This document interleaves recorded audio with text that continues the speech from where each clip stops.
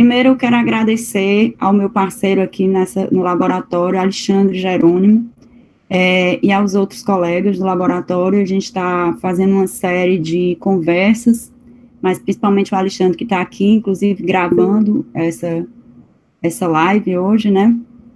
E esse evento, ele faz parte de uma série que a Daniele, minha colega, sugeriu que a gente chamasse de Conversas com quem gosta de pesquisar. A primeira dessa série foi uma conversa sobre o uso do Google Forms nas pesquisas, e isso foi discutido, essa estratégia foi discutida com a participação do Alexandre Jerônimo, que está aqui hoje, da Daniele Nilim, do Irapuan Peixoto e do Williams, que apresentaram as experiências deles com o Google Forms. Então, a proposta hoje é a gente apresentar as minhas experiências com etnografias digitais, e também já apresentar um pouquinho da bibliografia que eu vou sugerir, né? Eu vou apresentar aqui uma bibliografia breve para vocês, quem tiver interesse depois de trabalhar com essa temática, né? Eu vou também, esse semestre, eu estou ofertando um curso de leitura no programa de pós-graduação em Sociologia da UFC, sobre esse tema. Eu estou abrindo apenas 10 vagas, inicialmente era até somente para os meus orientandos, mas tem muita gente que está precisando trabalhar com isso, né, especialmente agora nesse contexto da pandemia. Então, eu resolvi abrir algumas outras vagas, tá? Mas, posteriormente, se houver interesse, a gente pode fazer mini-cursos para mais pessoas. Depois, vocês deixam os e-mails também, eu posso compartilhar tanto o programa do curso, quanto a bibliografia que eu vou utilizar.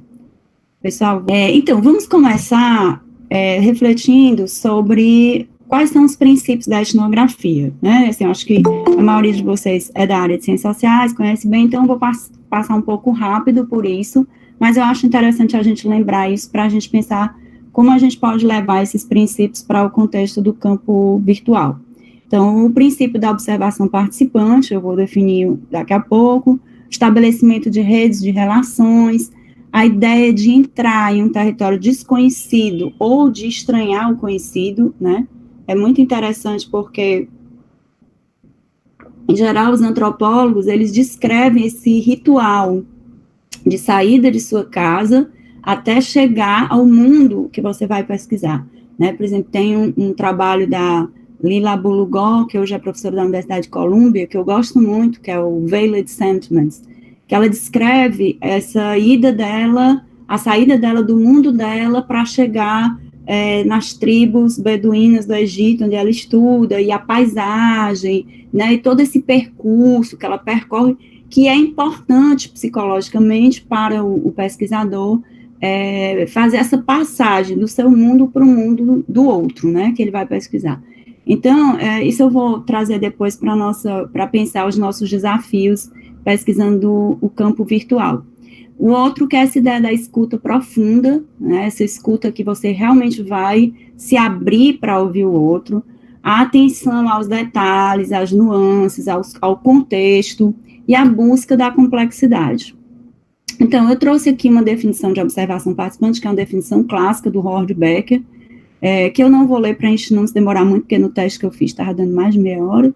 Então, a gente vai, vocês sabem que a ideia central é essa, de observar as pessoas com que a gente está estudando para ver as situações com que elas se deparam normalmente e como se comportam diante dela. Então, a ideia da observação participante não é justamente uma das vantagens da observação participante, é porque você não coloca a pessoa num contexto artificial, ou você não pergunta algo e a pessoa responde aquilo que lhe é conveniente, mas você observa a pessoa no cotidiano, né, como ela realmente lida com aquelas situações. Por isso que é muito importante o pesquisador adquirir uma certa intimidade com o grupo que ele está pesquisando, né, porque é essa intimidade que vai fazer com que as pessoas se comportem de forma natural, né. Nossa, muita gente. Só um minutinho, pessoal, estou ainda autorizando aqui a entrada de algumas pessoas. Então, Então, falando em termos das vantagens da etnografia, eu trouxe também aqui a Bela Feldman Bianco, para a gente pensar que a etnografia, ela traz essa ideia de você observar o comportamento concreto e a prática cotidiana de um número restrito de indivíduos, em sequências de situações estruturadas através do tempo, propiciando examinar o significado associado ao fluxo de experiência. Então, ao invés de, não que ela seja incompatível com estudos quantitativos, muito pelo contrário, elas podem ser métodos combinados, né, você pode trabalhar com método quantitativo, especialmente como o Alexandre falou na apresentação passada, para levantar categorias, né, mas você também pode trabalhar com entrevistas, mas ela foca em situações mais restritas, em um número mais restrito de informantes para aprofundar, dar densidade à análise. Opa, rapaz, estamos aqui com a nossa musa, Irlis Barreiro, seja bem-vinda, Irlis. Muito feliz que você está aqui. Então, a gente estava, pessoal, para quem chegou atrasado, revendo alguns conceitos, né, da etnografia, da antropologia tradicional, para a gente começar a pensar, então, quando a gente leva isso para o mundo virtual, quais são os desafios, né, do trabalho em campos virtuais. Então, para alguns antropólogos tradicionais, a ideia de que você possa fazer etnografia no campo virtual, no campo digital, ela é bastante questionável, né, para dizer o mínimo. Existem muitos preconceitos, de fato, com a etnografia digital. E aí, esse foi um meme que circulou aí no Twitter, em 2019, como rapidamente muitos antropólogos tradicionais começaram a achar que a internet, que antes pesquisar na internet não era sério, né, e agora as mesmas pessoas achando que pesquisar na internet é a solução dos seus problemas. Eu mesmo participo de um grupo com professoras, que eu fui a convite de minha colega, professora de Yale, que me convidou para participar de um grupo que justamente está discutindo etnografias digitais e durante a pandemia, né, tendo visto que na maioria das situações, ficou inviável o campo presencial. Então, um desafio inicial para a gente pensar a etnografia digital é justamente estranhar o familiar. Já que a gente está tão imerso no mundo digital, já que a gente passa grande parte do nosso tempo, várias horas do nosso tempo, olhando o WhatsApp, olhando o Instagram, alguns no Facebook, outros no Twitter, como a gente pode estranhar aquilo que é praticamente o nosso habitat natural? Então, essa mesma questão foi colocada por antropólogos na passagem do estudo de quando você começa a estudar sociedades contemporâneas, né, especialmente na sociologia urbana. E eu trouxe aqui uma citação do Gilberto Velho, que estuda as camadas médias, né, que é um dos poucos antropólogos que estuda camadas médias no Brasil, e ele vai justamente falar, poucos, eu digo assim, relativamente, né, que a maioria estuda pobres e tal, ou indígenas, né, então havia sempre essa ideia de estudar o outro, e é interessante que o Gilberto Velho, justamente porque vai estudar camadas médias, vai se colocar essa questão de que o processo de estranhar o familiar torna-se possível quando somos capazes de confrontar intelectualmente e mesmo emocionalmente diferentes versões e interpretações existentes a respeito de fatos e situações. Então, realmente é preciso um confronto, muitas vezes emocional, para estranhar aquilo que nos é familiar. Então, esse é um aspecto que a gente tem que levar em conta. No entanto, como naquela época já se dizia, o familiar é cada vez mais objeto relevante de investigação para uma antropologia preocupada em perceber a mudança social. E principalmente pensar a mudança social como resultado acumulado e progressivo de decisões e interações cotidianas. Eu vou trazer aqui algumas referências da antropologia inglesa, eu vou passar muito rápido, porque senão vai ficar muito longo, mas depois vocês podem encontrar, inclusive, vídeos desses pesquisadores, tem vários vídeos aí que vocês podem assistir falas deles. Então, o Daniel Miller, que é um dos mais conhecidos, e que para mim é o meu preferido, dentre esses três que estão citados, porque a gente tem a Christine Heine, a Sarah Pink, mas os textos que eu já li delas são mais metodológicos, puramente metodológicos.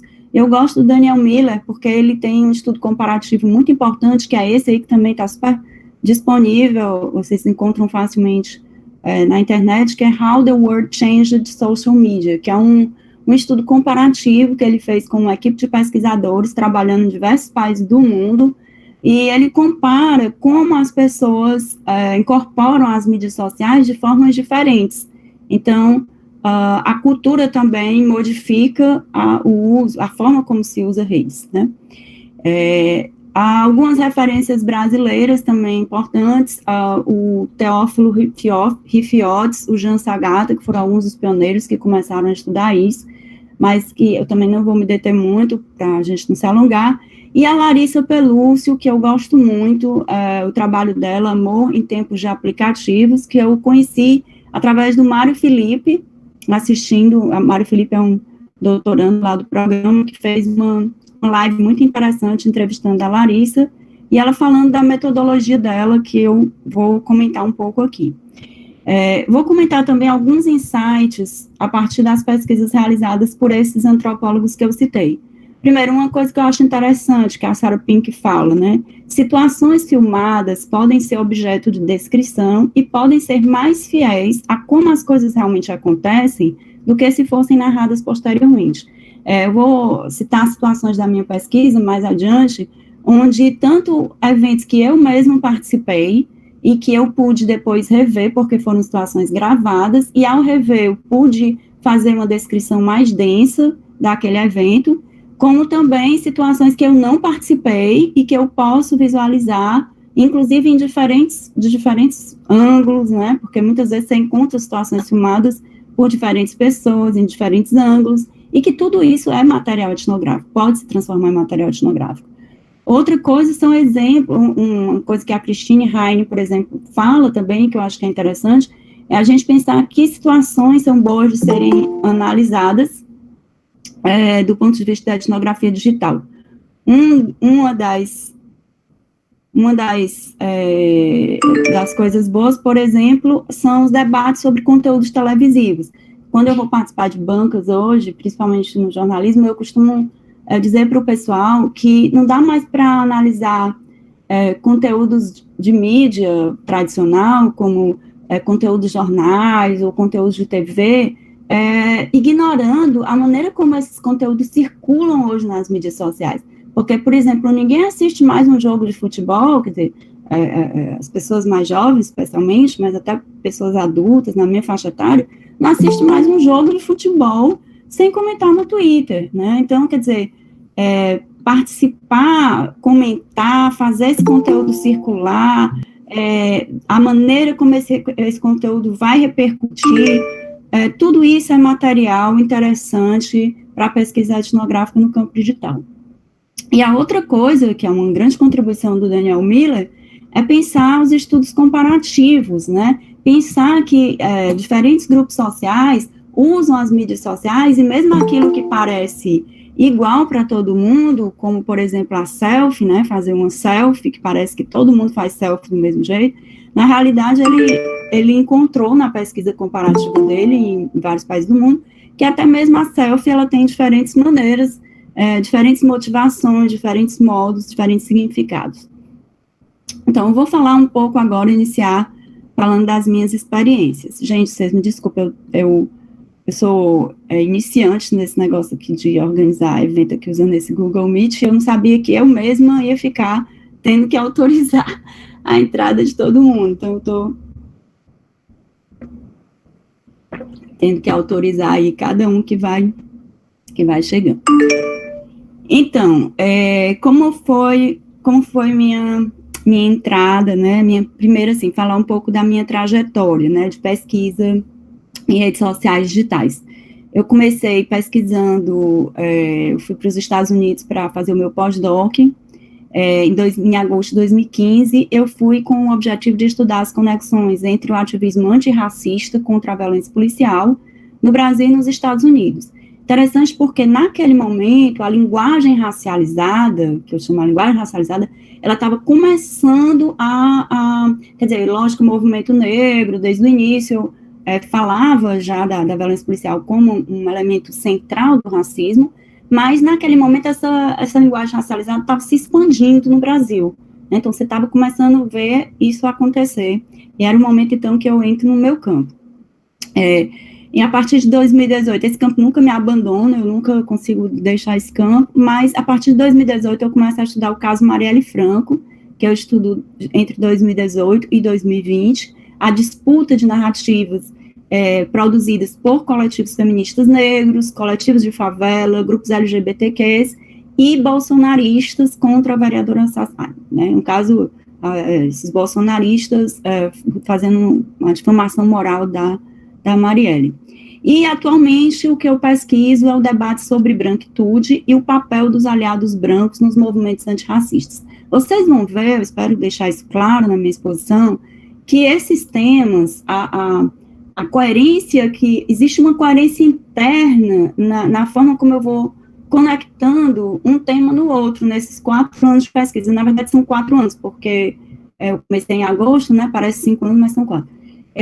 Porque os temas vão surgindo do próprio campo, né? Então, é o campo que vai me conduzindo ao outro tema de pesquisa e as categorias que vão emergindo a partir dessa minha imersão nesse campo. Quais foram as minhas pegadas iniciais? Eu comecei seguindo um ativista chamado Ray Maxson no Twitter, que é o líder do We The Protester. Na época, ele era um ativista muito importante do Black Lives Matter, só que ele não me levou a conexão nenhuma com nenhum ativista brasileiro. O que, quando a gente considera do ponto de vista da etnografia, esse não achado, ele é relevante. Ele significava que, inclusive porque eu pude constatar isso, eu meio que seguia o Ray em coisas que ele participava lá em Nova York, ele ia para um debate, ele ia para uma manifestação, eu ia também, e aí chegava lá, teve um dia que eu tive a oportunidade de fazer uma pergunta em público para ele se ele conhecia algum ativista brasileiro, e ele disse que não, né? Então, sempre havia aquela coisa geral de que há um interesse na conexão, mas de fato os ativistas do Black Lives Matter naquele momento eram muito voltados para o próprio umbigo mesmo, né? E não tinham esse interesse real em conectar com ativistas brasileiros. Mas isso começa, então, a mudar, e eu começo a captar, não que eles se interessam tanto agora, mas, de fato, começa a haver uma movimentação mais ampla entre ativistas brasileiros e ativistas do Black Lives Matter. E o ponto, para mim, fundamental na descoberta dessas conexões surge no Facebook, no encontro online. Como é que isso aconteceu?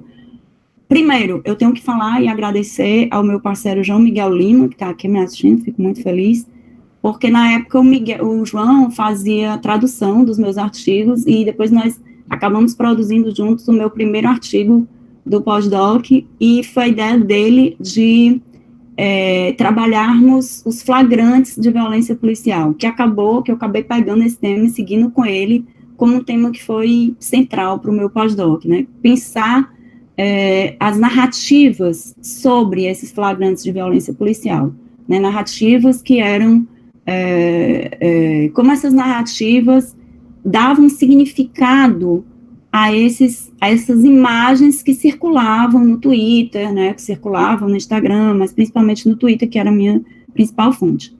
Só que aí, então, eu meio que tateava nisso, e aí eu vou citar um trecho do meu diário de campo, para vocês entenderem, já que a gente está falando de metodologia, a centralidade que tem o diário de campo e como é que a gente vai construindo o nosso objeto no próprio diário de campo. E aqui eu quero agradecer a outra pessoa que eu tenho muita satisfação de estar me assistindo também, que é a Irlis Barreira, porque quando eu fui morar nos Estados Unidos, a Irlis disse, mantenha um diário.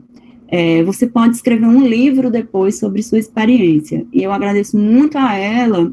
Eu vou citar muitas pessoas aqui, pessoal, que eu agradeço, porque uma das coisas que eu tenho muita consciência hoje no campo digital, mais do que, acho que em todas as formas de pesquisa hoje, é que o nosso trabalho é colaborativo, ninguém faz nada sozinho. Então, hoje eu estou aqui com vocês, porque, de fato, nós pesquisamos juntos, nós somos frutos de muitas ideias que, às vezes, os parceiros nos dão, né, coisas que os parceiros fazem. Então, lembro muito da Iris enfatizando isso para mim numa conversa que nós tivemos antes de eu viajar, e ela falou, escreva o seu diário, das suas experiências, ela falou, não fale só sobre o seu campo em si, mas conte suas experiências, né?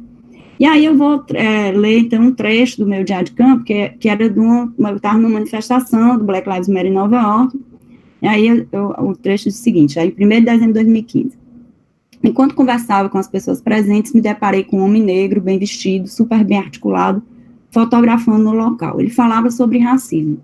Disse que mora no Harlem, sabe bem o que é ser considerado suspeito e que isso acontece nos Estados Unidos quando você começa a reivindicar seus direitos. A conversa rendeu e falei da minha pesquisa. Disse que tentava um contato com o pessoal do Black Lives Matter, mas que não obtinha resposta. Nesse tempo, pessoal, era em dezembro, eu tinha chegado em agosto até então, ninguém do Black Lives Matter me dava atenção. Ele disse que poderia me ajudar, que trabalhava justamente com vídeos e fotografias para os movimentos. Me passou um contato de um amigo dele chamado José Lassalle, que eu deveria procurar no Facebook, que trabalha com uma organização chamada Copwatch, que, como o próprio nome diz, divulga vídeos nos quais os policiais cometem atos de brutalidade e racismo. Seguindo o rastro dessa organização, cheguei a várias outras no Facebook, que têm trabalhado no mesmo sentido, não necessariamente voltadas à denúncia do racismo, mas a ensinar as pessoas estratégias para filmar a brutalidade policial. E aí são os links. Eu estou trazendo assim exatamente como está no meu diário, com os links colados, copio e colo os links. No mesmo dia, por uma feliz coincidência, encontro no Facebook uma oficina de videoativismo, e aí não é feliz coincidência, né, pessoal? É interessante. Eu vi o Fábio Macedo me orientando outro dia, postando no Instagram, exatamente essa ideia dos acasos, né, que acontecem nas nossas pesquisas, que não são acasos, né, somos nós que estamos interessados nessas questões, conectados com elas e encontramos aquilo que estamos interessados em buscando, né.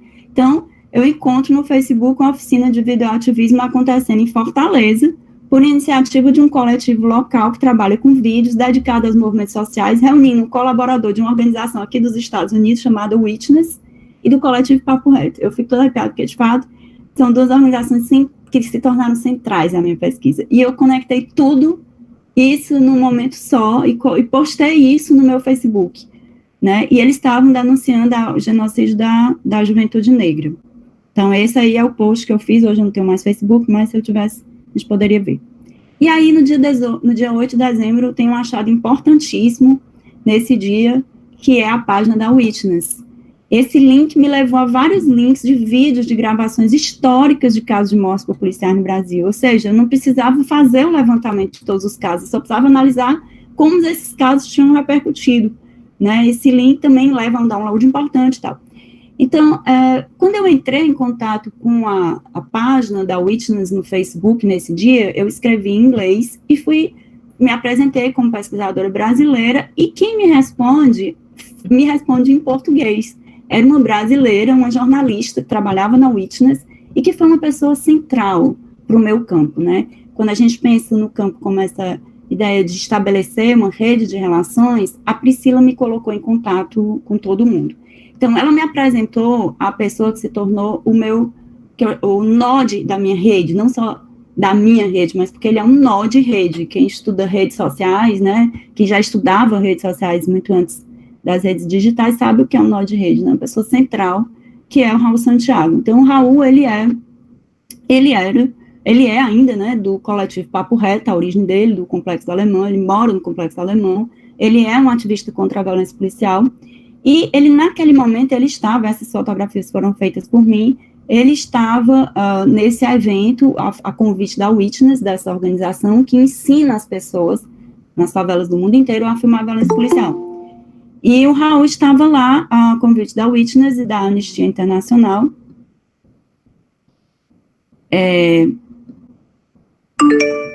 fazendo esse contato com os ativistas do Black Lives Matter. E, nesse momento, essa construção, né, dessas articulações estavam muito no início, né? E olhem o Raul agora, 2020. E olhem o Raul agora. Neste mesmo aqui, eu dei um destaque à foto, e aqui está o Raul, como ele se apresenta, né? Cria de favela, todas as conexões dele, e o tweet dele fixado, eu não sei se dá para vocês verem direitinho aí, é exatamente de uma reunião dele agora, durante a pandemia, com os integrantes do movimento Black Lives Matter. Ou seja, essas conexões, de fato, hoje são reais, né? Então, em 4 anos, eu pude ver esse movimento se aprofundar. Então, passo agora para um segundo caso que eu trabalho, que é o caso Marielle Franco. Vocês conseguem me ver, gente? Eu só vejo a tela.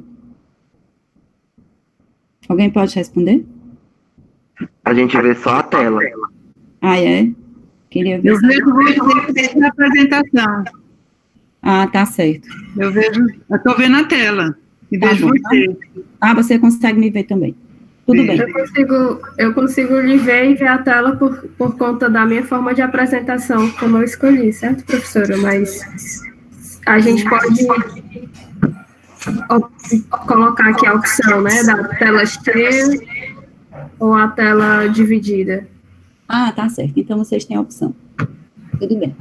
Então, pessoal, aí a gente vai entrar no segundo caso, né, no meu segundo projeto de pesquisa durante esses 4 anos, que é o projeto sobre Marielle. O primeiro trabalho que eu desenvolvi sobre Marielle, eu trabalhei basicamente com 2 vídeos. O primeiro vídeo, quer dizer, eu trabalhei com muitas outras coisas, né, com toda a repercussão que o caso Marielle Franco teve nas mídias sociais internacionalmente, com as manifestações, os significados. Eu estava interessada em compreender os significados que Marielle tinha do ponto de vista de um feminismo negro transnacional, né? O que ela significava em termos desse feminismo negro transnacional.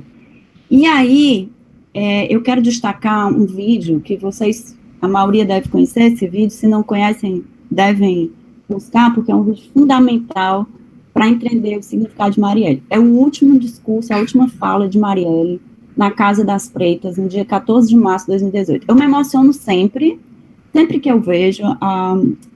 O caso Marielle me emociona muito, porque, de fato, Marielle representava todas as coisas, né, que eu estava pesquisando antes, então ela entrou na minha vida de forma muito orgânica, assim, né, e ver esse vídeo dela falando significava muito, era muito importante. Eu vi e revi esse vídeo várias vezes, transcrevi as cenas, né, vi fotos também dessa reunião e tal, e considero muito importante como exemplo de material etnográfico que a gente pode utilizar, né, uma vez que eu não conheci Marielle quando ela estava viva, né.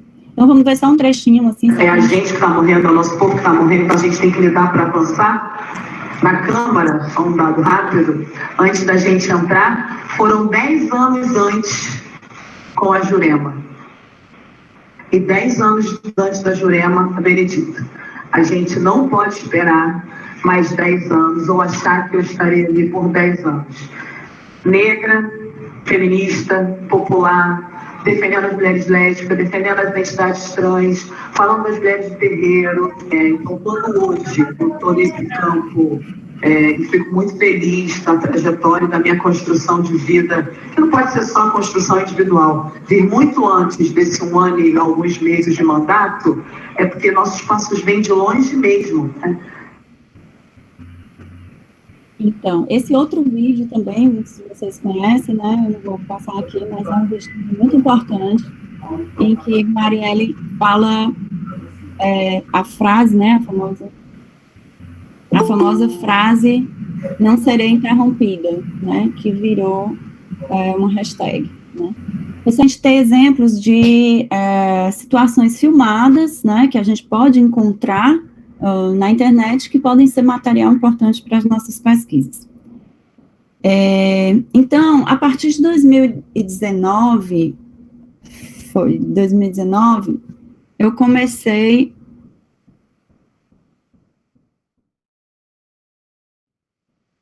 Obrigada, gente, pela paciência aí. Vamos lá, então.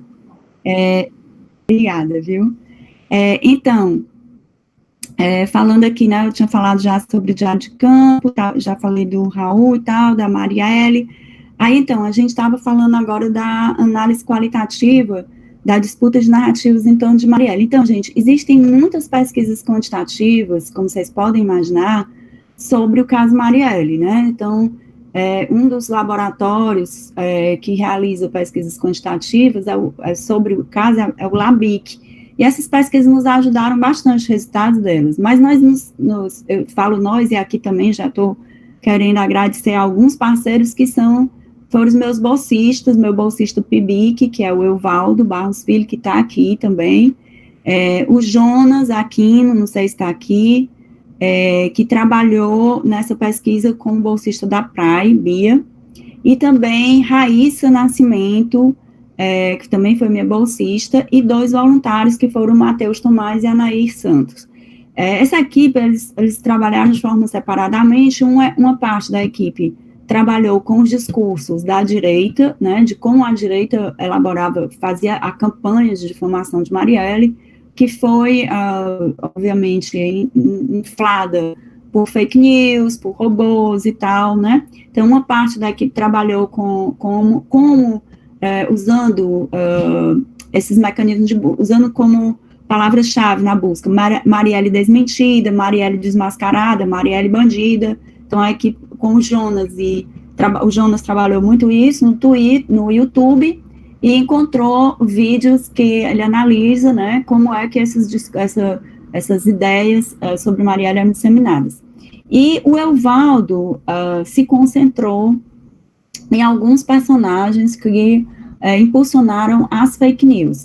Nós acabamos escolhendo nos concentrar em apenas uma dessas personagens, embora existam outros, né, que eram centrais, nós escolhemos trabalhar com a Marília de Castro Neves. E aí isso também é parte do trabalho etnográfico, que é você, ao invés de trabalhar com uma quantidade muito grande de informações, você seleciona, restringe para aprofundar. Então, o que a gente foi fazer no caso da Marília de Castro Neves? A gente foi analisar as publicações dela no Facebook, o depoimento, existem, e aí também, mais uma vez, imagens gravadas nos ajudaram bastante, porque existe hoje um documentário sobre Marielle, muito bom, por sinal, uma série disponível na Globoplay, e nessa série tem o julgamento da Marília de Castro Neves. Então, a gente descreve no nosso artigo, por exemplo, a gente traz imagens da Marília de Castro Neves no Facebook, né,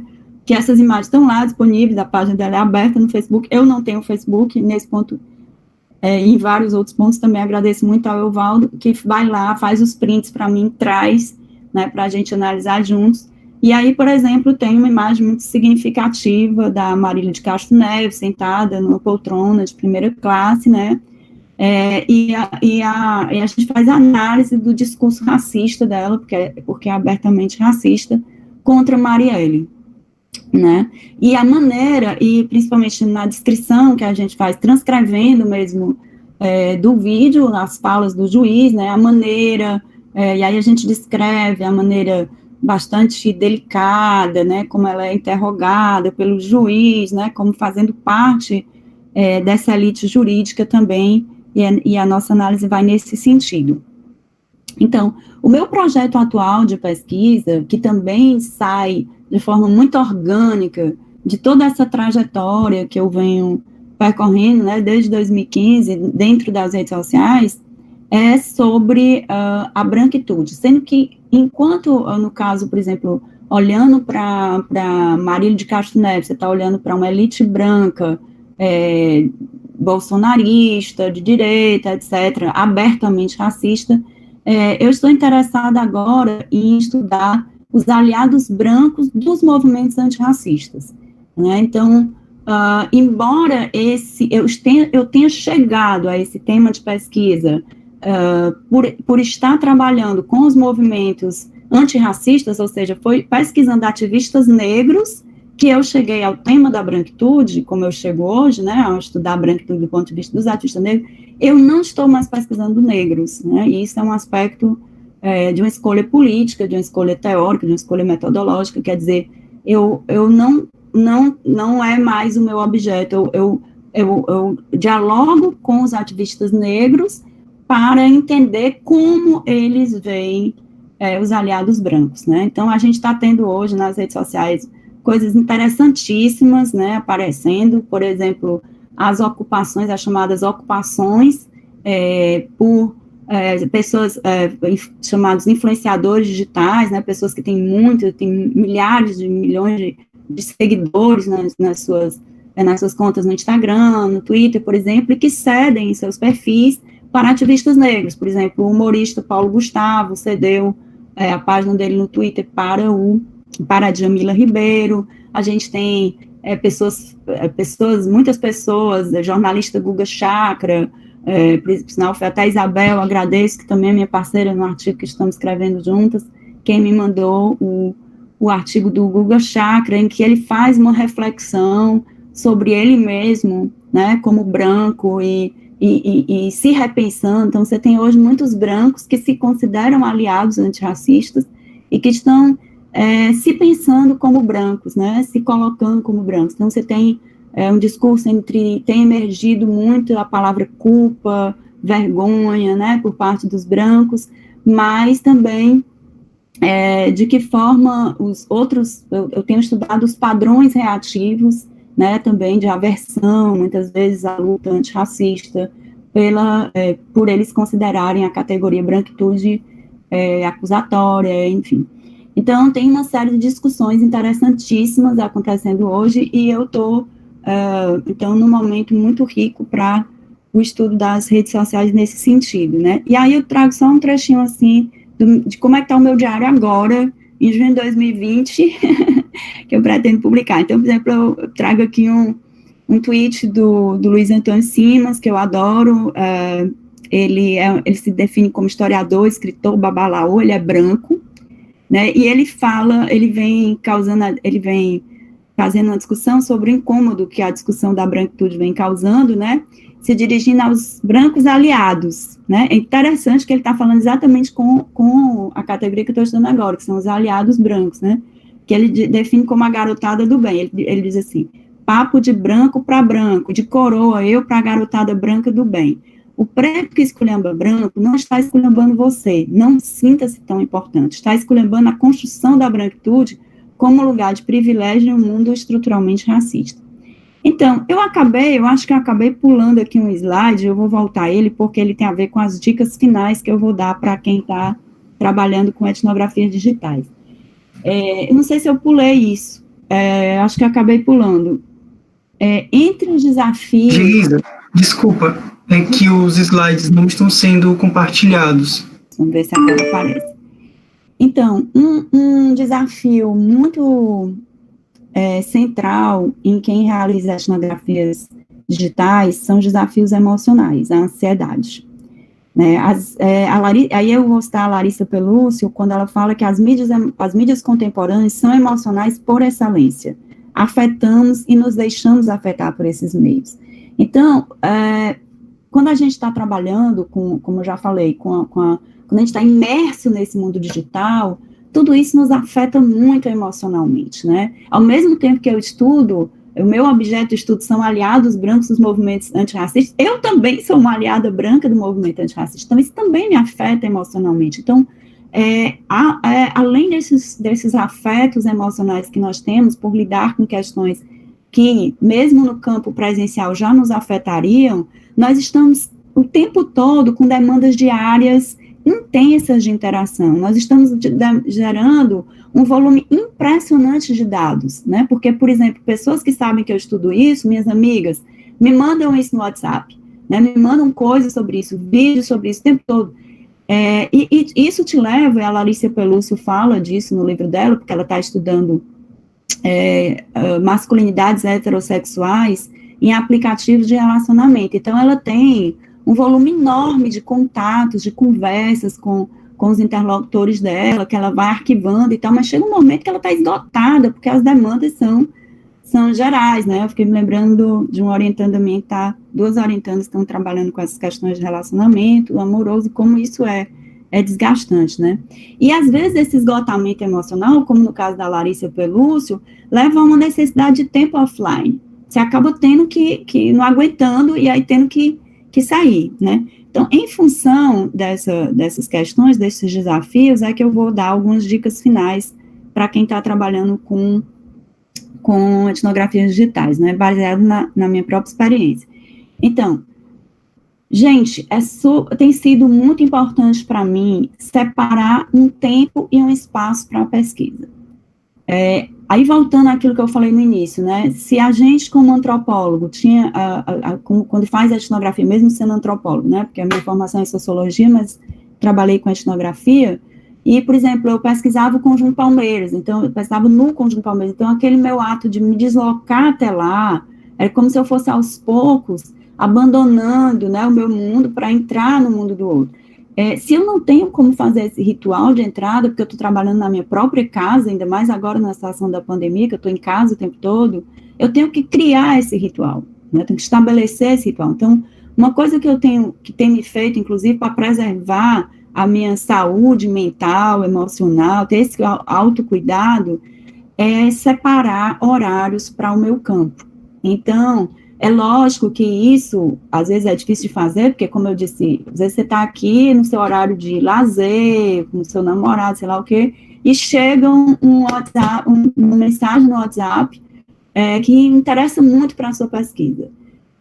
O que eu recomendo fazer, não leia naquele momento, porque isso vai afetar você emocionalmente, embora você acaba tendo essa afetação, é impossível de ser evitada, mas um cuidado que você pode ter é salvar a mensagem, às vezes favoritar numa thread, né, no WhatsApp, às vezes tem muitas mensagens, você pode copiar e colar para o seu bloco de notas no celular, e mais breve possível, leve para o seu diário de campo, né, então, aí eu volto à questão do diário de campo como o elemento central da etnografia, né, e quando a gente pensa em campos virtuais, em etnografia digital, a importância do diário de campo se torna maior ainda, gente. Eu tentei mostrar um pouquinho do que é o meu diário de campo, é evidente que não acabou ficando até muito longo a minha fala, mas a ideia é mostrar como o diário de campo é essa colagem mesmo, de prints,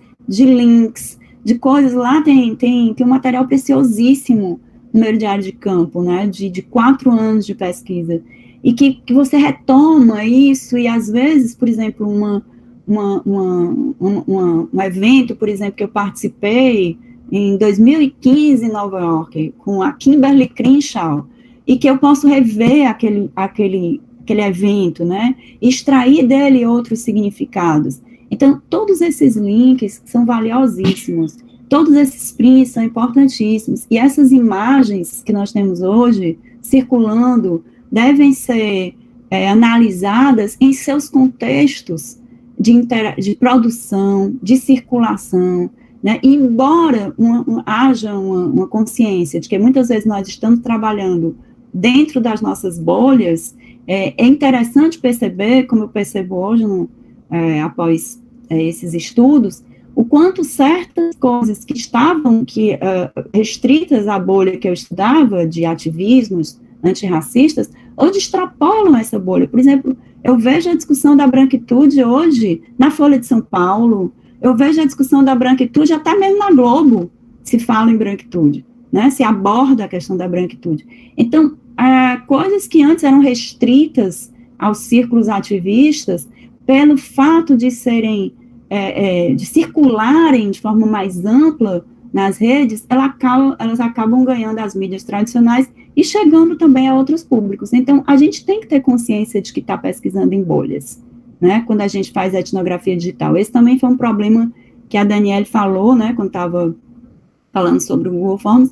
No caso da etnografia digital, talvez isso é mais presente ainda, já que a gente está trabalhando com um número restrito de indivíduos para analisar em profundidade. Mas, em compensação, a gente pode perceber o quanto essas mudanças culturais acabam afetando setores muito mais amplos da sociedade, em virtude da capacidade de circular, de fazer essas informações circulares, especialmente quando você tem um nó de rede, como eu tenho no meu caso da minha pesquisa, que é o Raul, né, que embora não fale em branquitude, mas o Raul é um nó de rede muito importante, porque ele tem a capacidade de levar isso para a mídia tradicional. Ele é muito influente hoje em relação à mídia tradicional.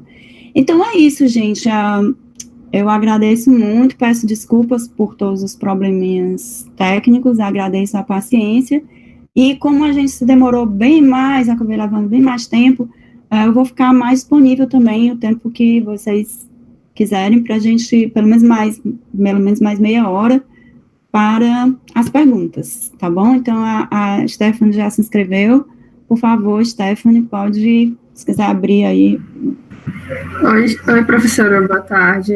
Boa tarde também a todos. Vocês conseguem me ouvir bem? Sim. Pronto. Eu fiquei bastante feliz, assim, com essa sua participação, com essa temática, porque realmente nos interessa, né, atualmente, e sobretudo a mim, que mudei o meu campo e objeto de pesquisa para a monografia.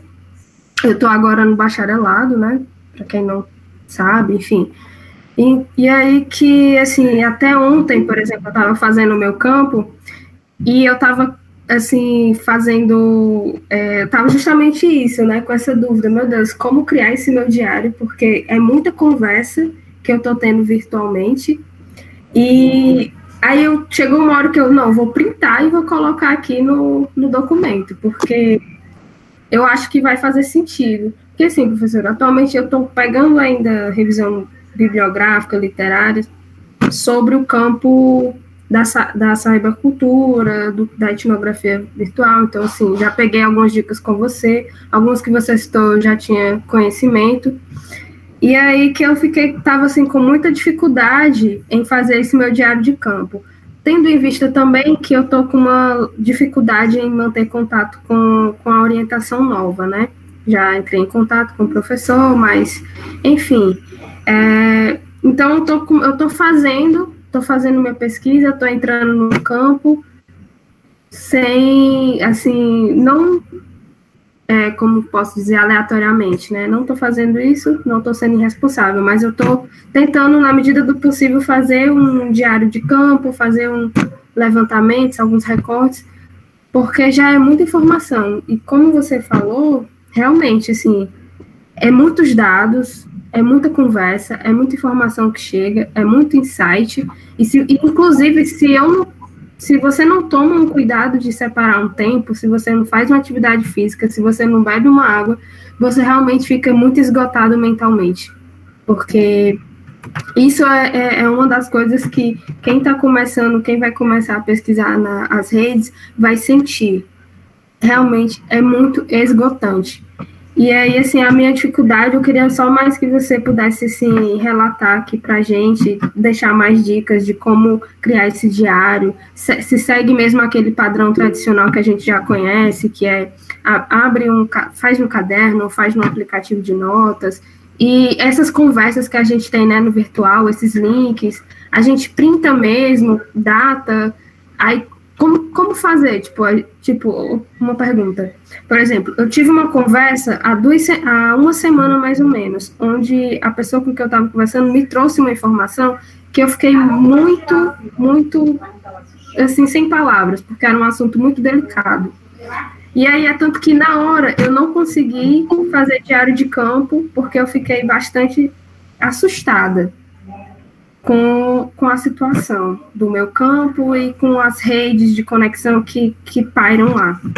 E aí, assim, ontem eu fui fazer, né, fui escrever sobre essa conversa, só que eu, pensando aqui agora, e te ouvindo falar, eu não coloquei a data, né, de qual foi a data que eu tive a conversa com ela, só printei colocando a data de ontem, fazendo o diário de ontem, entende? Então, o que é que você acha? Assim, é uma questão assim de a gente está sempre datando, colocando horário, essas coisas? A data é super importante, Stephanie, porque depois você se localiza no tempo. Agora, em relação a recuperar, por exemplo, uma questão que tu disse assim, tem horas que eu me sinto meio perdida, né? Tem coisas demais. De fato, o caminho se faz ao caminhar, né? Então, você vai construir o seu percurso. Por isso que o diário é importante, porque é ele quem vai te dar uma sistematização de como é. Quando eu mostro para vocês aquela página do meu diário, eu não mostrei todas as outras, entendeu? que eu tive até chegar naquela página, porque aquela página é onde eu finalmente, olha, encontrei a Witness, cheguei no meu recorte, né? Mas até eu chegar nesse meu recorte, teve todo um caminho que eu fui percorrendo, inclusive encontros offline, né? No meu caso, o meu campo ele é online e offline, né? Eu estou me concentrando no online porque é o tema da nossa fala hoje. Mas é claro que eu tive encontros offline que foram muito importantes e eles estão lá no diário também. E uma coisa interessante, como esse material chegou para ti? Por exemplo, eu sempre anoto quem me mandou, porque o contexto, como esse material chegou até você, ele faz parte do contexto que tu vai analisar depois da circulação. Né? Por exemplo, eu e Isabel, a gente está sempre trocando coisas. Isabel, a gente está, inclusive, escrevendo um artigo juntas, né? E aí, por exemplo, ela manda coisas para mim, eu mando coisas para ela. E isso nós estamos sempre atuando colaborativamente. E essa colaboração, ela entra no meu contexto, entendeu? Ela é parte do meu contexto. Isabel me manda isso, não é qualquer pessoa. Isabel me manda isso. Digital, Isabel me manda isso. Isabel não só me manda isso, como twitta isso. Então, embora a Isabel não seja a pessoa que eu estou pesquisando, mas o que ela está dizendo é o contexto do meu material, entendeu? Então, é importante. Aí, a Isabel tinha pedido a palavra e depois eu não sei se Eliane quer comentar e Tereza. Oi, gente, vocês estão me ouvindo? Oi, boa tarde. Sim, Isabel. Geisa, primeiro eu queria agradecer pela sua generosidade nessa apresentação. É muito bom quando a gente vê pesquisadores também falando dos seus processos, né? Porque geralmente a gente só vê as pesquisas prontas, parece que tudo foi, né, tudo cor-de-rosa, mas não. Então é muito bom ver isso, o modo também como a tua pesquisa e a vida foram te levando para esse caminho. Isso é muito, muito interessante de ver. Quando você falou sobre os desafios emocionais, né, das pessoas que mandam links e tal, eu lembrei de uma coisa que me aconteceu um dia desses, que, enfim, eu tenho me dedicado a pensar sobre relações raciais e branquitude nesses últimos tempos, e aí um amigo meu, branco, me mandou uma mensagem, na verdade um artigo, em uma revista americana, né, sobre, baseando esse dado de que homens negros morrem mais de Covid, né, e aí ele mandou o link, né, ele mandou, na verdade, o documento do artigo e disse assim, olha, amiga, para ti. E aí, ele não sabia dessa informação, mas no dia anterior, eu descobri que meu irmão tá com Covid, meu irmão é um homem negro. Então, não tem uma prévia assim, tipo, oi, bom dia, tudo bem? Como você tá? Essa informação que vai jorrando assim na nossa cara, às vezes, ela é bem dilaceradora, né? Gostei muito da dica para separar um tempo, também de desligar, e a disciplina com diário de campo. E aí eu queria também dar uma dica, bem metida, né? Mas eu queria dar uma dica também, que gente, ver o Google Trend. Por exemplo, eu tô pesquisando branquitude, certo? O George Floyd, ele foi assassinado no dia 25 de maio. Pelo Google Trend, a palavra branquitude teve um pico de procura na semana entre o dia 31 de maio e o dia 6 de junho. E o interessante é que você pode ver a data exata em que essa palavra foi mais buscada no Google e os estados onde foi mais buscado. Por exemplo, branquitude foi super buscada em primeiro lugar na Bahia, em segundo lugar no Distrito Federal e no terceiro lugar no Rio de Janeiro. Então, isso é muito interessante, é um dado que também, para a gente que pesquisa, eu, pelo menos, estou chegando agora, né, nesse rolê de pesquisar, assim, etnografia digital. Mas é muito interessante também você ver essas outras movimentações, porque também dá base, né, o Google Trend, ele gera um gráfico, e tudo isso vai agregando para as nossas pesquisas, né. E aí era mais ou menos isso, dar essa dica também, de ver o pico dos termos, né, de pesquisa. E aí o interessante também notar que já voltou ao normal, viu? O termo branquitude já deixou de ser pesquisado. Isso também é um dado, né, gente? Bom, é isso. Eu queria agradecer muito, muito, muito e vou desligando por aqui e fico na expectativa também de ver essa bibliografia aí desse curso, que me interessei bastante. Beijos. Massa, Isabel. Pois é como eu falo, né, gente, não se faz mais trabalho sozinho, assim, nunca se fez, mas eu acho que hoje a gente tem muito mais consciência de que a gente atua verdadeiramente em rede, né? Então isso que a Isabel está falando é altamente relevante, pode buscar no Google Trends isso, encontrar isso e tal, e o tempo todo a gente está colaborando mesmo, uma com a outra, né, uns com os outros, umas com as outras, né? Então, isso é muito relevante. Eu não sei se tu tinha perguntado alguma coisa, mas acho que não lembro se tinha alguma pergunta, Isabel. Qualquer coisa tu me coloca aqui. Aí eles tinham se inscrito, e antes a Tereza tinha feito uma pergunta sobre a questão da ética, né? Da ética da pesquisa no espaço online, o uso desses dados, etc. Então, essa é uma questão bem interessante que a gente tem refletido bastante. Tem a posição do Daniel Miller, né, que é a posição mais, no sentido de que a gente, vamos dizer, a visão dele de que a gente deve ter autorização, né, explícita das pessoas que nós estamos pesquisando. Eu tenho um entendimento de que alguns perfis públicos, e isso é uma coisa que a gente pode discutir, mas, por exemplo, perfis públicos, a pessoa que coloca publicamente aquilo no seu perfil, ela sabe que aquelas informações podem ser usadas, analisadas, né? É um perfil público.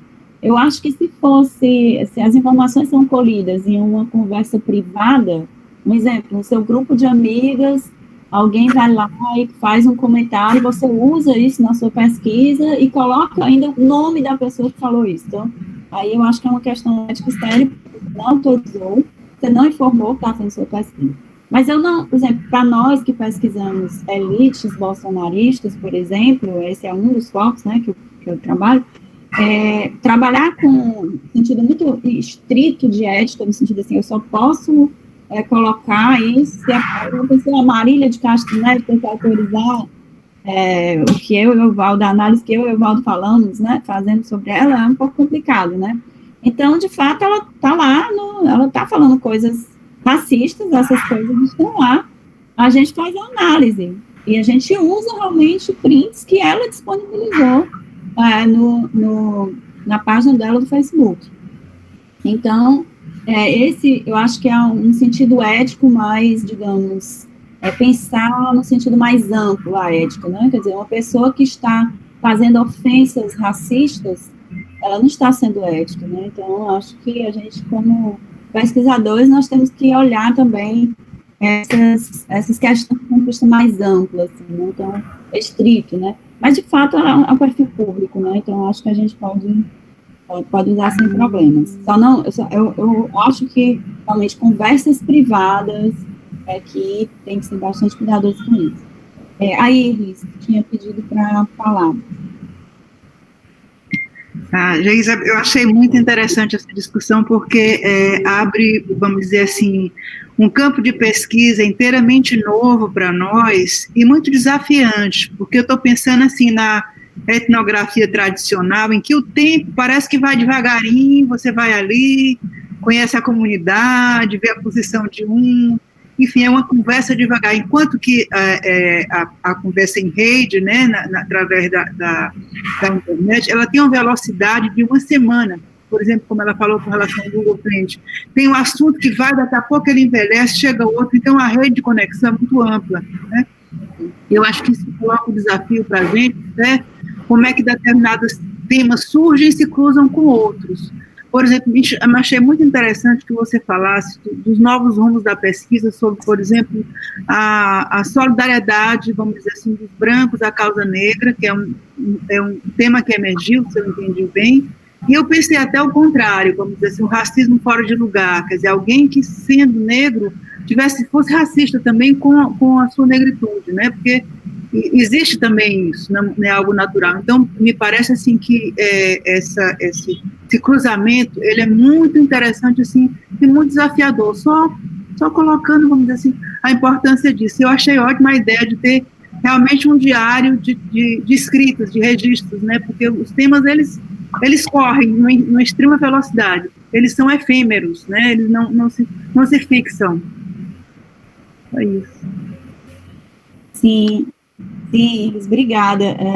De fato, eu chamo meu campo um campo nervoso, né? Eu acho que se eu for escrever algum capítulo desse livro que você me incentivou a publicar um dia sobre a minha pesquisa, eu vou precisar escrever um capítulo metodológico, e eu vou chamar o meu campo de campo nervoso. E, de fato, essa sensação que eu tenho, o tempo todo, algo está mexendo com a gente, né?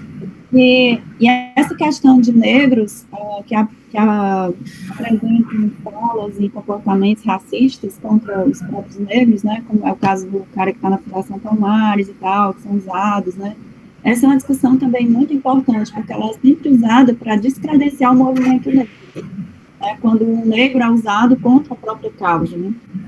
Então, isso também poderia ser objeto de uma pesquisa à parte, né, para quem quisesse pesquisar especificamente esses negros que estão colocados em situação de serem usados pelos brancos. E, de fato, a questão dos aliados brancos hoje para quem vem acompanhando a emergência de temas dentro do ativismo antirracista, essa questão dos aliados brancos, ela se tornou uma questão muito central, assim, dentro desse meio, né?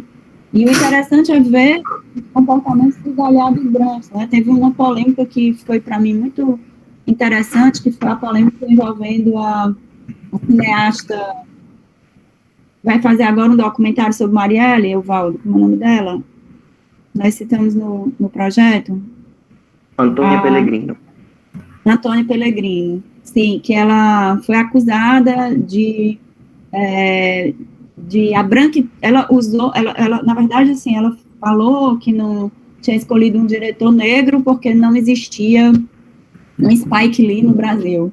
E aí depois ela teve que pedir desculpas aos ativistas negros e dizer que a branquitude dela não a fez perceber o que ela estava dizendo, né, o significado daquilo que ela estava dizendo. E aí foi muito interessante, porque é a mulher do Marcelo Freixo, né, a esposa do Marcelo Freixo, que é inclusive amigo o cara que conduziu Marielle para a vida política, né, e assim, ela usou a expressão branquitude, reconhecendo o efeito da branquitude na fala dela, né.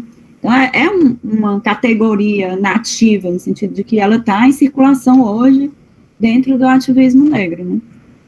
Evaldo, era Evaldo agora, né, falei alguém? Acho que não, Evaldo, é você, Evaldo.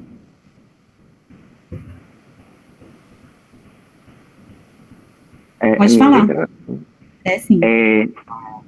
Estava pensando em termos de como a questão do desenvolvimento de pesquisa no campo virtual, apesar de não ser tão assim, tem uns 20 anos, os avanços nas redes sociais, eles são muito grandes e constantes. Então, a gente também está sempre tendo que repensar a ética de acordo com a plataforma que a gente está usando, a velocidade, como é a inserção, né? Então, como eu fui de certa forma, o primeiro bolsista dessa pesquisa, então acho que eu peguei o YouTube, o Facebook, o Twitter, então eu acabei trabalhando com diversas dinâmicas diferentes antes da gente se dividir, né? Uhum. E aí eu estava pensando, por exemplo, no caso de que falaram como é a questão da ética, da autorização, né? Depende muito do tipo de coisa ou pessoa que está sendo pesquisada. Por exemplo, o nosso assunto, ele é um assunto que em um momento ele era o assunto do momento e em outro ele já não era. Então, enquanto ele estava ocorrendo, a minha presença como pesquisador estava lá 24 horas. Então, eu tinha que estar atento até de madrugada, se possível, porque começava a estourar uma conversa no Twitter e eu tinha que estar lá mapeando aquelas redes para onde aquela conversa estava indo. Mas agora que o assunto ele já não é tão recente, a gente tem acesso a informações que foram cristalizadas, publicações que já estão lá atrás e que estão postas.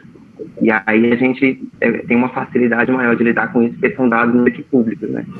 Mas em questão do ato, né, do momento em que acontece, eu tenho hoje em dia perfis nas redes sociais que são estritamente para isso, né, onde eu me apresento como pesquisador, onde eu não faço publicações de cunho pessoal, né, porque ainda mais com a gente lidando com direita, esquerda, com uma questão extremamente sensível, né, eu não só estou observando pessoas, como as pessoas também me observam, que a gente adiciona como amigo, a gente segue de volta. E aí outra questão também que eu estou pensando era sobre essa coisa do tempo, né? Do tempo, eu já falei, e o tempo ele é diferente também em cada rede social. Por exemplo, no Twitter é trending, né? Às vezes o assunto dura um dia, é uma hashtag. Já no Facebook as coisas são mais devagar. O caso da Maria, por exemplo, é um perfil que ele é e não é público, então a gente não tem acesso a tudo, porque eu não sou amigo dela no Facebook, né? Então a gente acessa o que a gente consegue acessar, mas tem muita informação também que não nos é contada, e por mais que a gente tenha que se ater a uma pessoa, né, a gente a noção é muito de rede, né? Então, como é que a gente chega a Marília? A gente pega uma informação que ela foi disseminada e a gente persegue essa informação para saber de onde ela veio. E aí a gente chega a Marília. Mas até lá a gente passou por Kim Kataguiri, por ceticismo político, por diversos blogs, sites, por portais de notícias, né? Outras organizações. E é isso. Né? Uhum. Excelente. Inclusive, pessoal, quero dizer que eu agradeço muito ao Evaldo e ao Jonas, porque é um trabalho de espionagem, é verdade, como a Eliana disse. E assim, eu agradeço muito ao Evaldo e ao Jonas, porque é preciso muito estômago para ver as coisas que são ditas contra o Marielle, por exemplo. Né? O nível de agressão, pessoal, eu não sei se vocês aqui têm contato com bolsonarista, né? Mas o nível de agressão é assim, de uma violência incomensurável. E os meninos, os meus estudantes, bolsistas, eles já passavam para mim as seleções, né, que eles faziam. Então, quem tinha muito mais contato com o material bruto era eles, né? É tanto que quando eu opto por estudar aliados brancos, de certa forma, porque eu não tenho estômago para lidar mesmo com o discurso bolsonarista. Eu reconheço que o discurso bolsonarista é muito pesado. E eu prefiro estudar a branquitude do ponto de vista dos aliados brancos, né, que são os aliados brancos dos movimentos antirracistas. Eu acho mais... Mas foi muito interessante ter chegado à personagem, Marília, né? Porque nós conseguimos muita coisa em perfis públicos e também, a Eliana falou, é um trabalho investigativo, mas muita coisa sobre Marília nós descobrimos de jornalistas investigativos mesmo, que descobriram sobre ela, né? Descobriram como ela se tornou desembargadora, né? Descobriram uma série de coisas sobre ela que nós utilizamos como material desse jornalismo investigativo, né, que são poucos os que fazem isso sobre as elites, especialmente investigar uma elite jurídica, né? No caso dele. E é interessante também que, por exemplo, pelo menos da minha perspectiva, que estudo ciências sociais, né, a gente acaba tendo que se debruçar muito nas fronteiras com a comunicação, né? Então, apesar de a gente ter um foco que são as redes sociais, a gente vai conseguir informação a partir de jornais, né? A gente vai conseguir informação a partir de um documentário. Então, a comunicação ela acaba sendo um aliado essencial que vai romper com certas tradições conservadoras da antropologia, né? Dessa questão da etnografia muito antropológica, né? Isso é muito interessante. É muito importante. A gente está o tempo todo, né? Vem nas mídias sociais e vem na mídia tradicional também, muita coisa da mídia tradicional. Mais alguma pergunta, gente? Geisa, você já realizou alguma entrevista pelo meio digital antes desse contexto de pandemia? E atualmente é algo que podemos utilizar para além das conversas escritas? Sim. Não, eu nunca realizei uma entrevista pelo meio digital. Eu adoro, aliás, é uma coisa que eu quero dizer, gente. Eu adoro fazer entrevista. Eu adoro. Acho que a gente, esse momento presencial, né, olho no olho, face a face, é insubstituível. Por mais que a gente esteja no contexto de pandemia e a gente tenha que se utilizar dos meios digitais, a gente sempre tem que reconhecer que o contexto face a face é sempre bem melhor. Mas eu estou vendo aqui que algumas pessoas estão dizendo que já fizeram, então elas poderiam compartilhar a experiência. Quem já fez, gostaria de compartilhar a experiência com a Stephanie? Como foi? Oi, gente, então, as pessoas me escutam? Sim, Aliana, a gente está te ouvindo. Eu já fiz como necessidades, duas necessidades, na verdade, porque, como eu falei, né, tem dimensões mais públicas e tem dimensões mais íntimas, né, dependendo da rede, da plataforma. Por exemplo, comentários de YouTube, das que as pessoas fazem na plataforma, né, isso é público, a pessoa está colocando lá. Agora, quando a pessoa coloca um comentário dentro de um WhatsApp íntimo, aí já é mais complicado. Ou quando é um grupo dentro do Facebook que é fechado. Então, as entrevistas que eu fiz foram com administradoras de grupos de Facebook, de duas formas. Uma, para entender por que o grupo foi criado, né? Como é que assim, como foi a formação do grupo, e também como uma espécie de pré-autorização para estar lá com a anuência da pessoa que é responsável por aquele grupo. Então, assim, para mim foram essas duas coisas. E assim, para mim não foi muito complicado, é mais ou menos o mesmo protocolo de se fazer entrevista offline, que eu também já fiz nessa pesquisa, né? Agora eu acho que não tem mais condição de fazer, porque não tem mais como a gente ver as pessoas. Que é você marcar, usar as que eu fiz foi por Skype. Tem uma coisa também interessante, que as próprias interlocutoras, elas ajudam no processo. Teve uma que me indicou uma plataforma que, além que você gravava a entrevista e também separava áudio de vídeo, enfim, que ela, inclusive, é jornalista também. Assim, foi mais ou menos isso. É o protocolo, né? Eu fiz uma entrevista semi-estruturada, e como eu dou muito valor, vamos dizer assim, às narrativas, eu deixo a conversa fluir. Eu não interrompo muito, né? Apesar de que depois que eu escuto, eu percebo que eu interrompi bastante. Mas era antes do Zoom, vamos dizer assim, eu conheci o Zoom antes de se tornar, entre aspas, modinha. Entre aspas, modinha, né? E também tem outro que eu esqueci o nome, e já me lembro. Tem que voltar lá na conversa com ela para me lembrar. E assim, é bem interessante, porque nesse processo eu uso as minhas redes pessoais, porque na minha pesquisa é uma escolha também.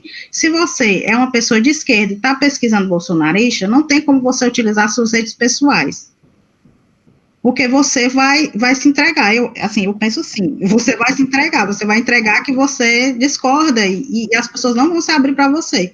Eu acho que é a mesma lógica de você entrar num grupo em que você, né, não... Agora, se eu estou e eu me vejo também como sendo feminista, pesquisando feminismo nas redes sociais, não tem como eu fazer uma outra rede para dizer aqui eu vou ser mais, vamos dizer assim, limpinha, eu não vou me envolver tanto, né? Eu vou ficar na minha, não vou, porque se eu estivesse porque eu lembro na minha pesquisa com religião, se eu tivesse indo para um culto, assistindo, eu ia levantar junto com as pessoas, eu ia sentar junto com as pessoas, eu ia entrar na fila junto com as pessoas, eu ia com a galera, entendeu? Eu não fico, não vou fazer porque aí depois eu sento, escrevo sobre isso, qual foi a sensação que eu tive, quais foram as emoções que eu tive, os constrangimentos, o que a pessoa falou, mas assim, eu não me vejo, e a Larissa Peluso, ela fala sobre isso também, que não me vejo maculando a pesquisa porque eu uso a minha rede pessoal.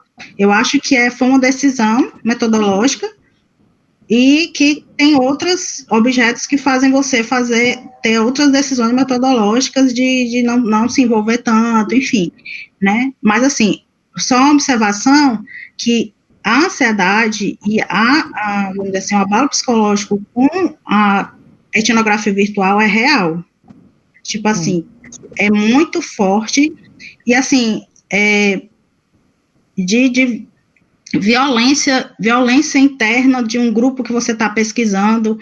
Então, a gente não mede as palavras, e eu costumo dizer que eu também não meço. Então, a gente não mede as palavras, então fica é muito forte você ficar exausto emocionalmente porque está pesquisando alguma coisa nas redes sociais, que, independente do tema, né, eu acho que existe essa exaustão da informação, existe também a exaustão do modus operandi das redes sociais, que é tudo muito rápido, são falas muito rápidas, as pessoas não pensam muito, enfim, eu acho que era isso que eu queria comentar, e eu agradeço a professora pela oportunidade dessa minha fala e também por essa disciplina que ela vai dar, enfim, parabéns, professora, e todos que comentaram também foi ótimo. Só mais uma coisa que eu queria enfatizar a partir do que a Eliana falou sobre essa questão do desgaste emocional, gente. Eu acho que eu não mencionei que eu não utilizo o celular quando eu estou fazendo campo. Se eu recebo algo pelo celular, eu imediatamente passo para o e-mail, eu mando por e-mail para concentrar o meu campo no computador, porque isso permite esse distanciamento maior, a sensação de que você está no celular. Claro que para quem não tem um computador fica difícil, mas se você tem um celular e um computador e você puder trabalhar só no seu computador durante o campo, isso já cria essa sensação de distanciamento. E a outra coisa é horários mesmo. Eu realmente tenho um horário para fazer o meu campo, sabe? Eu não trabalho o dia inteiro, 24 horas, eu não deixo o campo, eu procuro não deixar o campo tomar minha vida. Inclusive, eu uso o Twitter mais como campo e o Instagram mais como pessoal, só que acabam as coisas se misturando. Quando eu percebo que o Instagram tá entrando muito no meu campo, eu estou entrando muito no meu campo no Instagram, eu saio, eu dou um tempo do Instagram, porque a vida pessoal, gente, o emocional precisa ser preservado, entende? Isso é prioridade para você continuar sobrevivendo, né, e a partir daí fazer uma pesquisa de qualidade. Então, é muito importante, e realmente o campo tem esse desafio mesmo. O João tinha feito um comentário aqui no privado sobre as piscadelas. Eu gostaria que você comentasse aí, João, o que você quis dizer com isso, com as piscadelas do campo virtual, e também essa referência que você fez agora a Lila Bulugol no Veiled Sentiments. Oi, gente, boa tarde. Geisa, não, as piscadelas foram só uma piadinha, que foi na hora que a sua conexão caiu, você ficou perdida aí no virtual, e aí eu comparei aí que são as piscadelas da etnografia digital, esses engasgos das conexões, que eu acho que fazem parte mesmo de quem está nessas pesquisas, né, assim, experimentando entre plataformas, né, entre conexões, entre telas. E o comentário agora, né, do Veiled Sentiments, foi muito a partir desses comentários, tanto do Evaldo quanto da Eliana, né, do quanto das escolhas de cada um, dependendo do campo, né, se seria mais interessante criar um perfil novo, se é mais importante falar a partir do seu próprio perfil, Eu acho que é uma discussão do que é relevante, do que vai influenciar a sua entrada, né? Acho que esse texto da Lila Boligó, que você me indicou, acho que foi na época do mestrado, para mim foi muito inspirador para pensar justamente esse nosso lugar de fala, né? Também por onde que a gente caminha, com quem que a gente interage, né? Quem nos aproxima, como você falou, né? De agradecer as pessoas, não é só por uma questão de respeito, né? Mas é de entender por onde você está tramando essas entradas, né? Essas suas passagens. Sim, exatamente. E eu acho que eu esqueci de falar sobre isso quando eu respondi a Stephanie. Eu não sei se eu fui clara também, que, na verdade, no trabalho etnográfico, é muito importante a descrição do como você vai chegar, do como você chegou lá. Então, o que deu errado, aquilo que era esperado e que você encontrou outra coisa, tudo isso faz parte do caminho, tudo isso precisa ser narrado, precisa ser descrito como parte da pesquisa. Não é simplesmente jogado fora, né? Então, é isso, eu acho que foi muito importante essa sua colocação, João, obrigada. Algum comentário? Alguma pergunta? O Eldo está falando do desafio que é a internet no interior, né? Quer comentar um pouquinho, Eldo, sobre isso? Bem, boa tarde, professora Geisa, é um prazer, gente, estar aqui com vocês nesse momento. Agradecer ao professor Alexandre, eu sou aluno do Prof. Sócio, tem aqui meu colega Newton, né, também é do Prof. Sócio, sou Prof. Sócio UVA. E, assim, é um desafio muito grande, professora, tem sido, assim, um grande dilema e eu estou aqui com minha cabeça a mil em relação à pesquisa. Porque, assim, na minha pesquisa eu trago a etnografia, né, a observação participante.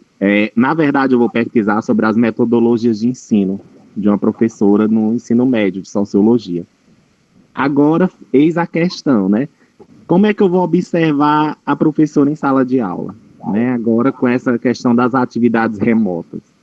Uma outra, pensei, assim, em relação ao uso do Google Meet, né? E do Google Sala de Aula, só porque não é uma realidade aqui da escola onde eu estou fazendo a pesquisa. Eu sou coordenador escolar nesta escola, só porque é uma escola da zona rural do município de Itauá, certo? E, praticamente, poucos alunos têm acesso à internet, né? A maioria dos alunos não tem acesso sequer à internet, ou quando tem acesso é buscando um vizinho que tem a internet, a rádio, né? Então, assim, a dificuldade é muito grande. O que é que a professora tem utilizado? Os grupos de WhatsApp, né, para, pelo menos, enviar as atividades para os alunos. Então, assim, tem sido dessa forma que tem acontecido as interatividades da professora com os alunos. Então, assim, é um grande desafio. Uma outra questão que tem, assim, me deixado, assim, preocupado e diante aí da exposição também, é a questão dos grupos focais. Como é que eu vou fazer os grupos focais com os alunos? E os alunos são meus interlocutores também muito importantes nessa análise da prática docente da professora. Então, assim, eu estou indo para a qualificação, mas, assim, cheio de angústias, não vou mentir, sabe? E eu escutando aí as experiências, foram abrindo, assim, algumas possibilidades. Quando a Stephanie colocou essa pergunta da realização da entrevista, eu tenho pensado assim, primeiro eu já conversei com a professora, ela, por exemplo, ela disse que não se sentiria à vontade de ser uma coisa gravada, dela aparecer, ela já pediu logo que não fosse colocado a questão do nome dela na pesquisa, aquela questão dela, por exemplo, ela diz assim, é um aluno do mestrado que está chegando, aquela visão, né, da academia, cheio de teorias, de ideias, e vai chegar aqui na sala, na minha sala, no meu espaço. Tem muitas questões em torno disso. Então, confesso que estou cheio de inquietações, muitas inquietações diante disso. E parabenizo, assim, pela exposição da professora e a abordagem dos colegas, que tem cada vez mais me deixado mais inquieto e com mais provocações. É isso. Obrigado mesmo. Eu tinha pensado em sugerir algo para você, mas pelo que você falou agora no final, de que a professora não quer aparecer, né, na pesquisa, não sei até que ponto ela estaria disposta a compartilhar coisas que ela está fazendo na disciplina com você. Isso é realmente algo que você pode avaliar com o seu orientador. Mas uma sugestão, assim, algo que eu pensei, primeiro, assim, uma coisa que a gente tem que levar em consideração, pessoal, isso para todo mundo que está participando aqui, que está aflito, né, com como vai realizar a sua pesquisa nesse contexto de pandemia. A pandemia hoje, gente, é parte do nosso campo, é parte da vida. Não se pode mais pensar, por exemplo, o ensino como se tira a pandemia, né, como dizer assim, não, exclui aí a pandemia, deixando a pandemia de lado. Não, a pandemia é o campo. É aquilo que eu estava falando, você vai para o campo e encontra outra coisa, completamente diferente do que você esperava. Você esperava poder fazer pesquisa sentado na carteira, assistindo a aula da professora. Não é assim que as coisas estão acontecendo. Como é que as coisas estão efetivamente acontecendo nesse momento, presente? Até eu fiz uma live sobre isso, sobre a importância do agora, né, o poder do agora. Que é exatamente isso. Então, você vai viver o agora. Você vai lidar com o material que está acontecendo nesse momento e a riqueza do que está se processando agora, nesse momento, nessa crise gerada pela pandemia, é o teu objeto. Então, se a aula está acontecendo no WhatsApp, é no WhatsApp que você tem que estar. Aí você precisa, nesse caso, aí a questão ética, você precisa ter a autorização da professora para te deixar participar do grupo do WhatsApp, né? E interagir com os alunos. Por exemplo, ao invés de um grupo focal, eu penso que a etnografia, no teu caso, assim, e talvez no caso de muita gente que tinha pretendido fazer um grupo focal, pode ser muito mais útil, como é a etnografia no caso, a etnografia do grupo de WhatsApp. Como é que esse grupo de alunos interage, ou se eles têm, que seria mais interessante ainda, vamos dizer, muitos alunos, meus alunos mesmo, eles têm um grupo de WhatsApp deles, fora da minha disciplina. Eu não participo desse grupo de WhatsApp. Lá, provavelmente, eles falam, a Geisa exige muito, a Geisa passa muito texto, sei lá, alguma coisa desse tipo. Essa interação entre eles, o que acontece entre os alunos, lá, é que é interessante para você. Então, mais do que você criar uma situação, meu ponto de vista, né, uma sugestão, mais do que você criar uma situação artificial para analisar como esses alunos pensam, eu acho que analisar o comportamento deles numa situação real, concreta, que eles estão passando, sei lá, eles estão compartilhando as aflições deles com o momento, e tudo isso é material da tua pesquisa. Então, vamos dizer que você não tem acesso ao grupo oficial da professora, mas você tem acesso ao WhatsApp dos alunos, e como eles estão vivenciando o problema do ensino. Eu achei interessante até, professora Geisa, que esses dias dessas atividades remotas que estão acontecendo, a professora mandou para mim as imagens que os alunos estavam postando nos status. Eles postavam, tipo, imagens mostrando a dualidade, né? De um lado, uma escola toda equipada com computadores de última geração, e eles no meio do rural, em cima de uma árvore, né? Eles pegavam imagens assim, apontando o celular para o horizonte, sabe? Que riqueza, Eldo! Tem saído muita coisa em torno disso. Essa imagem printa, ou seja, tira isso, bota no teu diário de campo. Isso é teu material, isso é originalíssimo, pensa. Você está numa situação extremamente original, onde você está estudando isso numa situação de interior. Nossa, esse teu trabalho tem tudo para ser publicado. Percebe? Porque é muito interessante. Você tem. E pega as imagens. Se essas imagens, especialmente se essas imagens são públicas, estão publicadas em perfis públicos. São riquíssimo esse material, entendeu? Para mostrar esse contraste, as dificuldades reais que estão acontecendo. Então, é a partir de etnografia digital mesmo, de como que essas interações estão ocorrendo, entendeu? É muito legal. Professora. Obrigado, viu? Obrigado mesmo. Me deu um norte agora. Pessoal, a gente está chegando ao fim. Eu agradeço a todos, né? E, assim, se a gente não tem mais nenhuma pergunta, eu agradeço mais uma vez ao meu colega Alexandre Jerônimo, que está aqui também, gravando isso. Sem ele, a gente não teria essa gravação.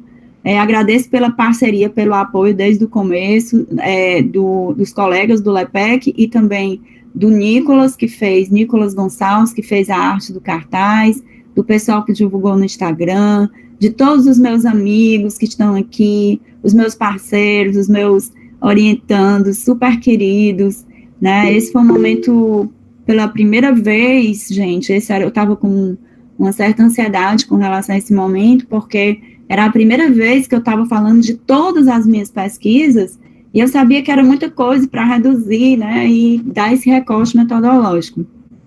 Então, foi muito bom, foi muito gratificante ter feito isso, e muito importante para mim poder agradecer a todo mundo que colaborou e que participou dessa pesquisa de algum modo.